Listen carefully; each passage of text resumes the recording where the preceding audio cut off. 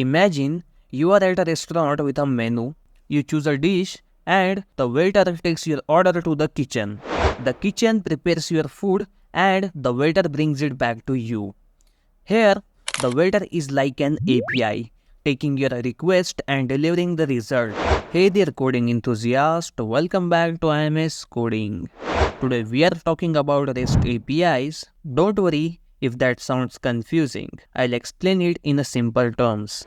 First, let's break it down. API stands for Application Programming Interface. It's like a waiter in a restaurant. When you order food, the waiter takes your order to the kitchen and brings your food back. In tech terms, an API does something similar. It lets different software systems talk to each other. Suppose you're searching something on YouTube, which means you're making an API request to YouTube server using an API. Then, that API brings the data back to you from YouTube server. Now let's understand what is REST API. REST stands for Representational State Transfer. It's a set of rules for building APIs. Think of REST as a cookbook with recipes that tell the waiter how to handle your orders. Imagine you're using a weather app on your phone. The app needs to get the weather information from a server. It asks the server using a REST API. The server sends back the weather data. Then the app shows you the weather on your screen. So let's see what's actually happening here.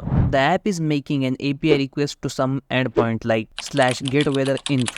And the request method is get. There are multiple request methods like get, post, put, patch, delete, and etc. And get method is used to fetch the data. After the request, the API is returning weather information in JSON format. And then from that JSON, the app is showing you the weather info. So that's it for today's video.